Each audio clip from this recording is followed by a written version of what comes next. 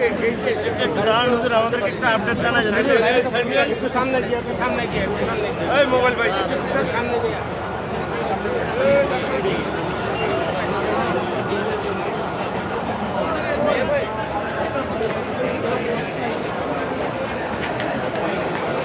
দর্শক আমরা দেখতে পাচ্ছি একের পর এক বিভিন্ন মানুষ এখানে আসছেন এবং বিভিন্ন উচ্চপদস্থ মানুষেরা এখানে আসছেন খোঁজখবর নিতে।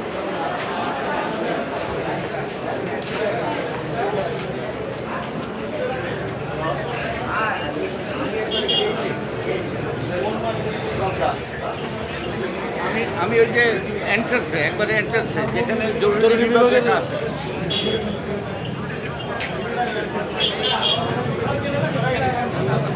হ্যাঁ কোন সাইড লোকটা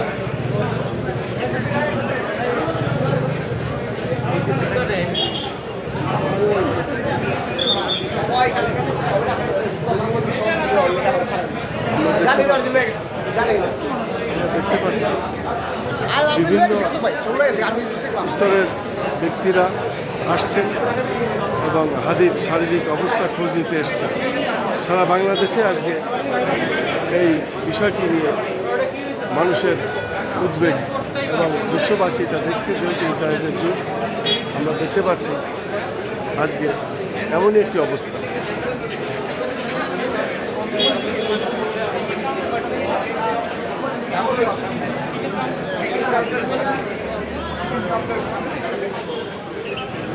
বুঝছো আসো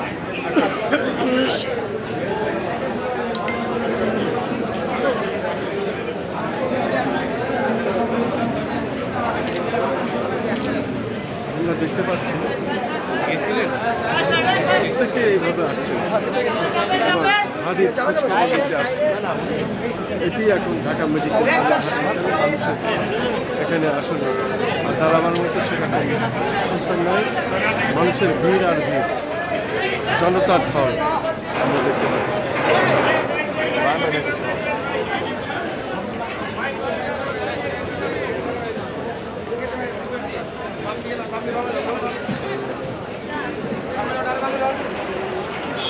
কে বলে?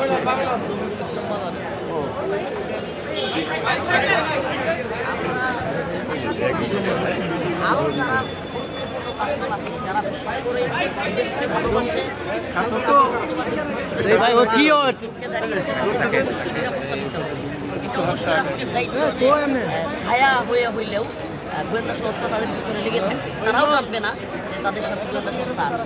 আমরা এটা মনে করি এবং এটাতে অবশ্যই তাদের দায় আছে। আর ভাইয়ের অবস্থা যেটা কান্না, সবাই তো কান্না করতেছে, দোয়া করতেছে।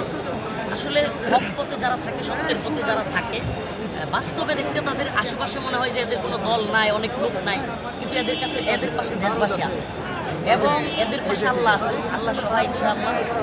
আর হাদি ভাইয়ের জন্য দোয়া চাই। হ্যাঁ হ্যাঁ, আবার পাঠানোর জন্য বলছি ভাই, আবার পাঠানোর জন্য বলছি। আচ্ছা দেখেন না আমরা দেখতে পাচ্ছি বিভিন্ন রাজনৈতিক দলের নেতৃবৃন্দ আসছেন হাদি সাহেবের খোঁজখবর নিতে। কী অবস্থা, আমি ঢাকা মেডিকেল কলেজ হাসপাতালের মধ্য থেকে আমাদের প্রচার কাজগুলো আমরা করছি এবং আমরা দেখতে পাচ্ছি রাত্র যত হচ্ছে ততই মানুষের ভিড় বাড়ছে। তবে অপারেশন আমরা শুনেছি, অপারেশন শেষ হয়েছে, তবে সে সংখ্যামুক্ত নয়।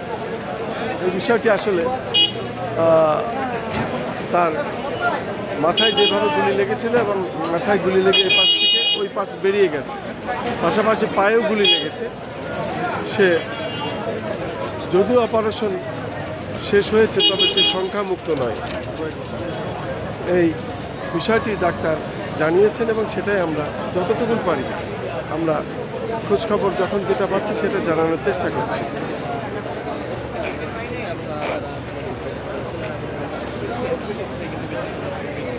এখানে এসেছিলেন নাহিদ ইসলাম উনি যদিও আসলে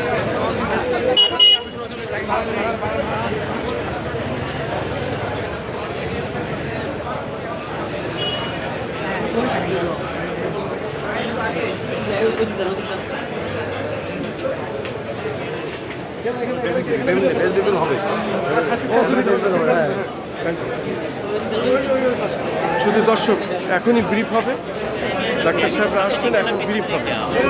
আমরা দেখতে পাচ্ছি ঢাকা মেডিকেল কলেজ হাসপাতাল থেকে বেরিয়ে আসছেন ডাক্তার, সঙ্গে সেনাবাহিনী তদারকি করছেন, সমস্ত প্রশাসনের লোকজন আছেন। গতকাল নির্বাচনী তফসিল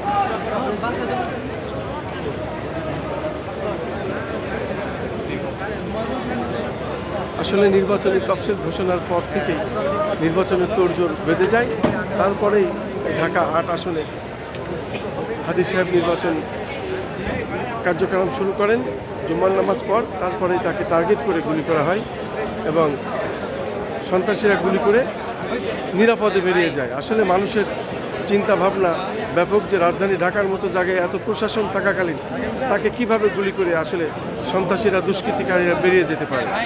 এখনই যদি তাদেরকে না ধরা হয়, আইনের আওতায় না আনা হয়, তাহলে দেশকে অস্থিরতা করবে এবং এই দেশকে আবারও তারা অন্যদিকে নিয়ে যাবে।